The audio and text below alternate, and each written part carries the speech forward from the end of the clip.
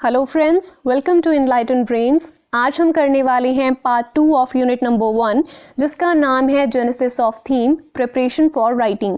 So part 1 में हमने detail में डिस्कस किया था जेनेसिस ऑफ थीम को। सो पार्ट 2 में हम फोकस करेंगे प्रिपरेशन फॉर राइटिंग के ऊपर। चलिए शुरुआत करते हैं आज के टॉपिक से। क्या क्या कवर करने वाले हैं आज हम?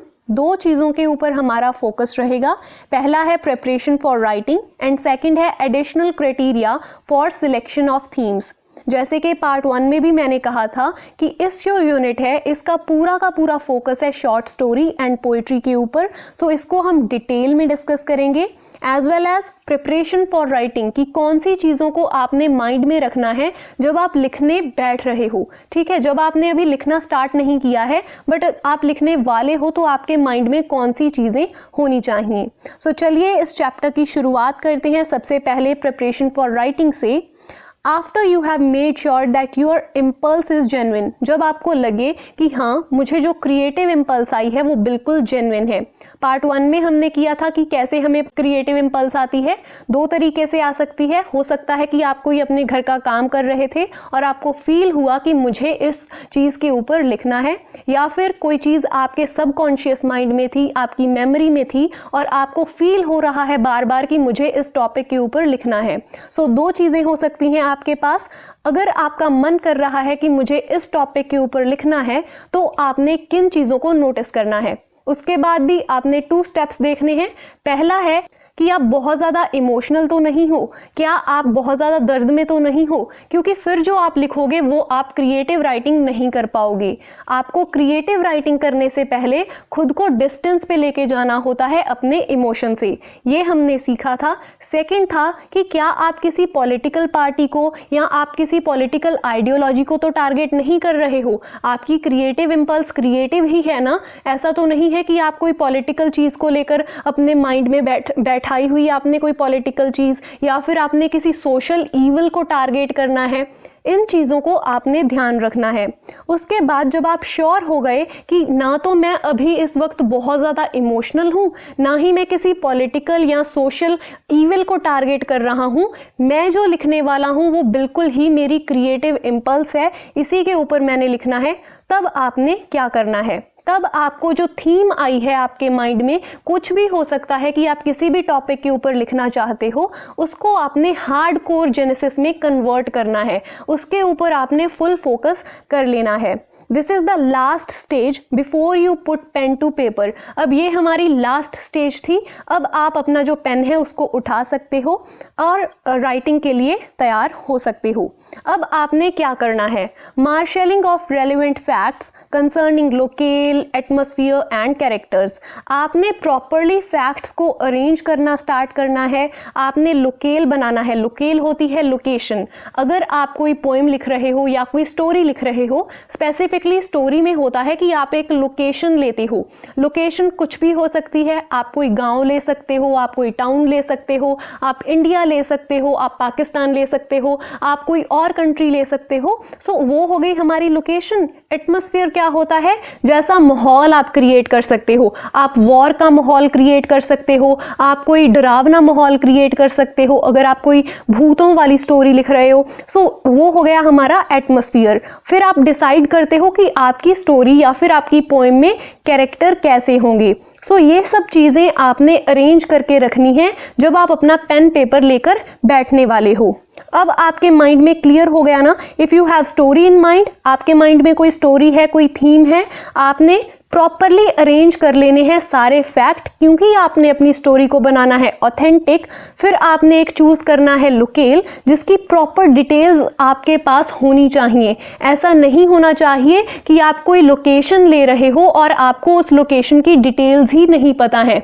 अगर आपको किसी लोकेशन की डिटेल्स नहीं पता होंगी तो बहुत सारे चांसेस हैं कि आप जो भी लिखोगे वो उतना ऑथेंटिक बनकर सामने नहीं आएगा। फिर इन्होंने हमें दो चीज़ें और कही है कि हिस्टोरिकल एंड सोशल बैकग्राउंड। अगर आपकी स्टोरी हिस्ट्री के साथ रिलेटेड है तो आपके हिस्टोरिकल फैक्ट्स बिल्कुल करेक्ट होने चाहिए। अगर आपकी स्टोरी का कोई सोशल बैकग्राउंड है तो उसके साथ रिलेटेड फैक्ट्स भी बिल्कुल करेक्ट होने चाहिए। Focus on the concrete facts, बिल्कुल कॉन्क्रीट फैक्ट्स के ऊपर फोकस कीजिए जो आपके रीडर को बिल्कुल अलाइव बना देंगे आपकी स्टोरी। जब आपका रीडर उस स्टोरी को रीड करेगा तो उसे वो लगेगा कि ये तो बिल्कुल सच्चाई है, इवन दो आपकी जो स्टोरी है वो कोई इमेजिनेटिव फिक्शन हो सकती है। हो सकता है कि वो चीज़ों को आपने जेन्युइनली जिया ना हो, आपने उन चीज़ों को एक्सपीरियंस कम किया हो, बट आपका इमेजिनेटिव फिक्शन भी बिल्कुल आपके रीडर को रियल लगना चाहिए। इसकी हमारे पास एक एग्जाम्पल है R.K. नारायण के बनाए हुए गांव मालगुडी की। आपको पता होगा R.K. नारायण अपनी जो स्टोरीज होती थी उनमें एक गांव का जिक्र करते थे जिसका नाम था मालगुडी।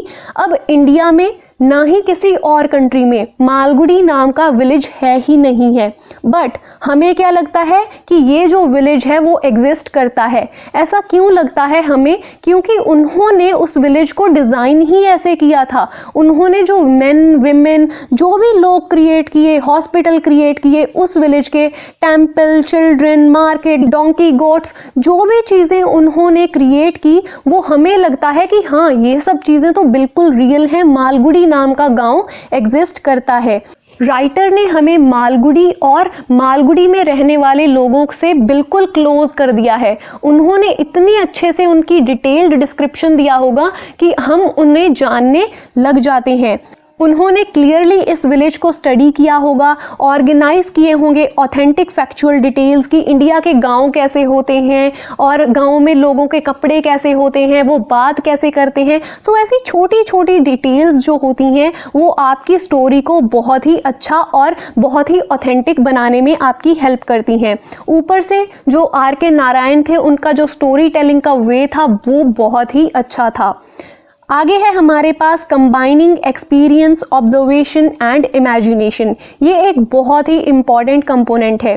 देखिए, the creative impulse is driven from, creative impulse हमें आती ही कैसे है? या तो हमने कुछ एक्सपीरियंस किया, या फिर हमने कुछ ऑब्जर्व किया, या हमारी वो इमेजिनेशन थी। सो ये जो इंग्रेडिएंट होते हैं ये अप डाउन हो सकते हैं। हो सकता है आपने कुछ चीज़ों को एक्सपीरियंस किया हो, कुछ चीज़ों को आपने ऑब्जर्व किया हो, किसी स्टोरी में आप इमेजिनेशन ज़्यादा ऐड कर दें और किसी स्टोरी में आप अपना खुद का एक्सपीरियंस ज़्यादा ऐड कर दें। सो ये कुछ भी हो सकता है। Hence the need to deepen the experience. आपके इन सब चीज़ों में, इन तीनों इंपॉर्टेंट कंपोनेंट्स में क्या होना चाहिए?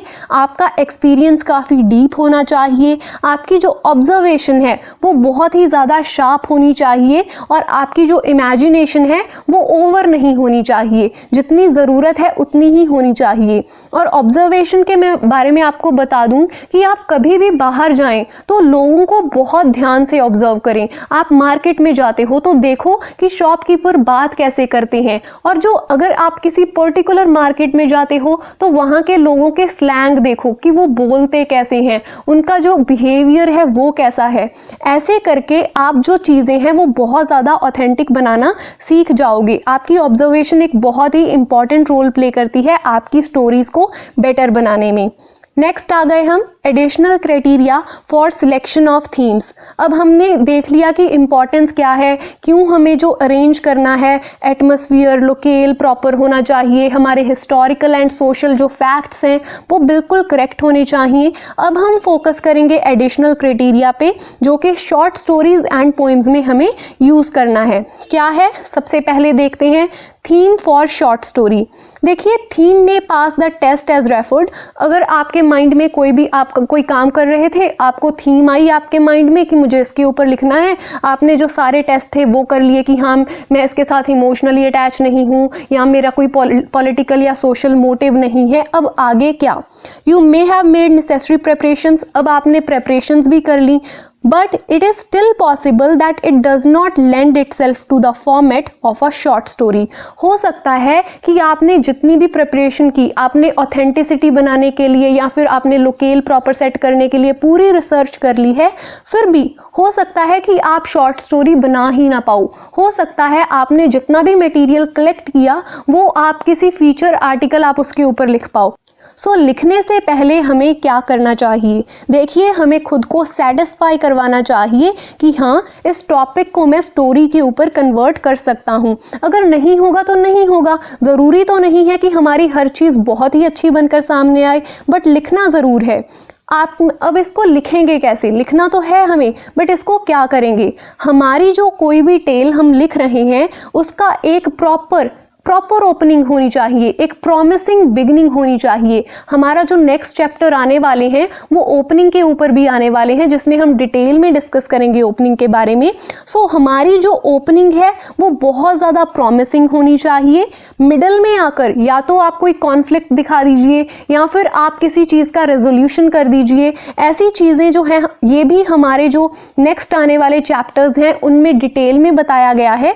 इसमें बस थोड़ा सा बताया गया है कि ऐसा होना चाहिए। पहले आपके पास बिगनिंग होनी चाहिए, फिर आपके पास प्रॉपर मिडल आपका प्लान किया होना चाहिए, फिर आपकी जो एंडिंग है उसमें कुछ ना कुछ अच्छा रिवील होना चाहिए। कुछ भी रिवील हो सकता है, बस रिवील ज़रूर होना चाहिए। सेकंड, हमें कहा गया है कि आपकी जो स्टोरी है उसमें कुछ ना कुछ तो नया होना चाहिए। ऐसा नहीं कि सेम ही चीज़ को आप बना दो। हमारे पास एग्जाम्पल है एक बंदर वाला की, एक मंकी मैन की। अगर आपने नोटिस किया होगा, शहर में बंदर वाले जो होते हैं वो घूम रहे होते हैं, बच्चों को इंटरटेन करने के लिए वो मंकी की परफॉर्मेंस दिखाते हैं हमें। सो मान लीजिए आप कहीं से गुजर रहे थे और आपने देखा कि एक बंदर वाला जो है वो मंकी की परफॉर्मेंस दिखा रहा है। अब ऐसी सिचुएशन में इमीडिएटली आपके माइंड में आया कि मुझे इस टॉपिक के ऊपर लिखना है। Apparently it would make a delightfully moving feature article. आप इसके ऊपर एक आर्टिकल भी लिख सकते हो, बट क्या आप इसके ऊपर एक शॉर्ट स्टोरी लिखना चाहोगे?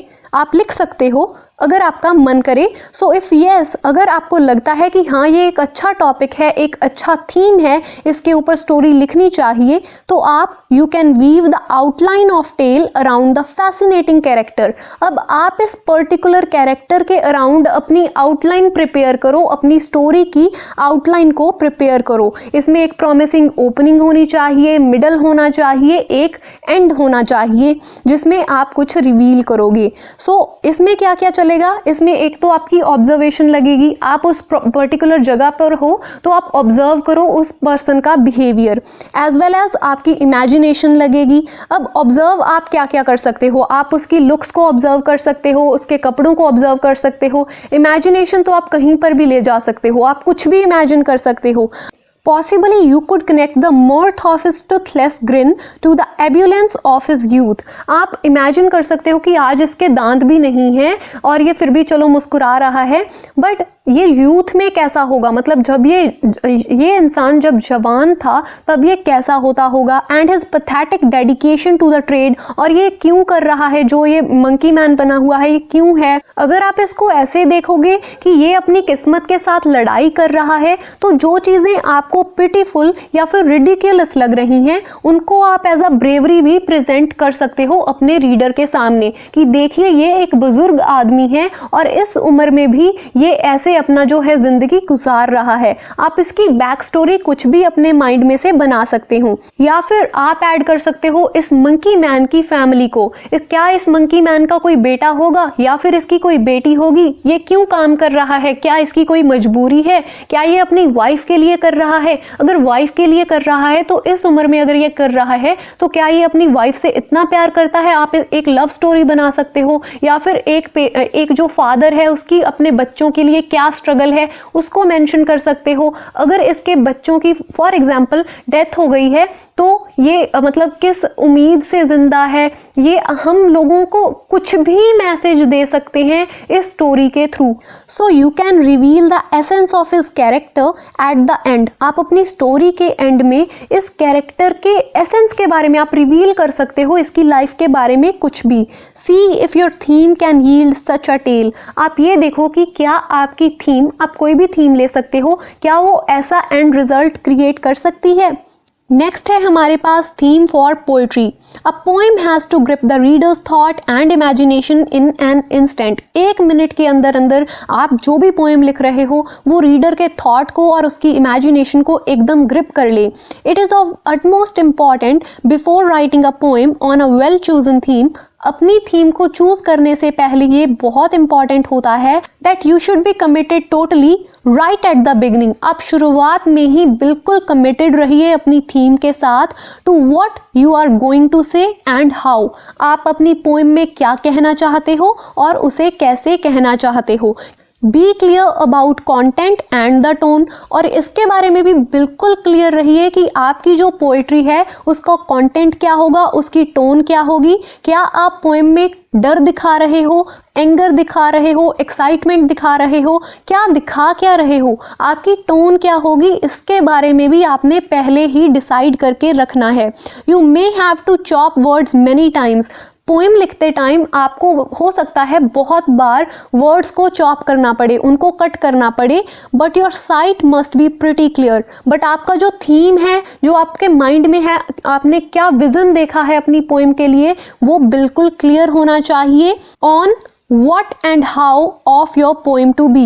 आप अपनी पोएम में क्या दिखाना चाहते हैं, कैसे दिखाना चाहते हैं, which would determine the overall nature of the impact you wish to create in the mind of reader। आप अपने रीडर के माइंड के ऊपर क्या इम्पैक्ट डालना चाहते हो, ये भी आपके माइंड में बिल्कुल क्लियर होना चाहिए। एग्जाम्पल है हमारे पास the theme of being lost in the woods on an evening. Example है, आप भी इसके ऊपर लिख सकते हो पोइट्री कि आप जो हैं वो वुड्स में, जंगल में खो गए हैं इवनिंग में। अब कुछ भी हो सकता है। सेटिंग क्या है हमारी पोएम की? डार्कनेस, अंधेरा हो रहा है, सूरज छिप रहा है और आप जंगल में खो गए हो। It is traditional. अब ये जो थीम है ये एक ट्रेडिशनल थीम है। बहुत सारे पोएट्स ने इस थीम के ऊपर लिखा है। Poets wish to seize upon an image which would be rich in possibilities to evoke various kind of responses. हर पोएट चाहता है कि वो कोई ऐसी इमेज का यूज करे जिससे वेरियस तरीके के जो रिस्पॉन्स हैं वो निकाले जा सकें। जैसे कि losing yourself in woods while the daylight is fading would give rise to variety of emotions. बहुत सारे इमोशंस आ सकते हैं, डिपेंड करता है कि आप इंसान कैसे हैं। हो सकता है आपको अगर अंधेरे से डर लगता है तो डेफिनेटली आप डर वाली पोएम लिखोगे। अगर आपको ये चीज़ एडवेंचरस लगती है, आप सोचते हो वाओ अब मैं अंधेरे में जंगल में अकेला खो गया हूँ, अब मैं क्या करूँ, ठीक है, सो आप कोई एडवेंचरस पोएम भी लिख सकते हो। सो ये सब आपके ऊपर एज अ पोएट डिपेंड करता है कि आप दुनिया को, या फिर आपका नज़रिया क्या है, बेसिकली आपका नज़रिया क्या है दुनिया को देखने का। आप उम्मीद कर सकते हो कि मैं इस अंधेरे में किसी को खोज लूँगा, hoping to find somebody from this deep and dark of your dreams, कि मेरे सपनों का कोई इंसान होगा जो मुझे इसी अंधेरे में मिलने वाला है। आप या फिर आप भगवान को, डिवाइन कॉन्शियसनेस को आप सरेंडर कर सकते हो। कुछ भी हो सकता है, it all depends on you. You should weld your one response into a dominant outlook of the mind. अब यहाँ पर गौर से देखिए, वन रिस्पॉन्स कहा गया है। ऐसा नहीं हो सकता कि आप एक पोएम के लिए थीम डिसाइड की है और आप सारे रिस्पॉन्सेस को ऐड कर दो। यहाँ पर सिर्फ वन रिस्पॉन्स होगा। या तो आप डर के बारे में पोएम लिख सकते हो, या एडवेंचर के ऊपर पोएम लिख सकते हो, या फिर आप भगवान को सरेंडर कर सकते हो ऐसी सिचुएशन में। सो डिसाइड करो कि आपका थीम क्या होगा आपकी पोएम के लिए। Next, only then you can formulate what and how of your statement clearly। फिर ही आप फॉर्मुलेट कर पाओगे कि मेरी पोएम किस टॉपिक पे होगी और वो कैसे होगी। Then you will be able to find out appropriate images and metaphors। फिर ही आप appropriate images ऐड करोगे, metaphors ऐड करोगे। सो ये सारी चीज़ें आप बाद में ऐड करोगे। आपकी जो ओपनिंग लाइन होगी उसके बारे में भी आप बाद में सोचोगे। पहले आप कॉन्क्रीटली ये डिसाइड करो कि मैं किस पर्टिकुलर इमोशन के बारे में लिख रहा हूँ। सो ये थी आज की वीडियो जिसमें हमने बहुत कुछ सीखा। जेनेसिस ऑफ थीम को भी कवर किया, एज वेल एज हमने पोएट्री एंड शॉर्ट स्टोरी में एडिशनल क्राइटेरिया कौन सी चीज़ों को हमने ध्यान में रखना है जिससे हम हमारी जो पोएट्री है या फिर शॉर्ट स्टोरी है उसको बेटर बना सकते हैं, उसके बारे में भी सीखा। सो मिलते हैं नेक्स्ट वीडियो में यूनिट नंबर 2 के ऊपर। Thank you so much for watching.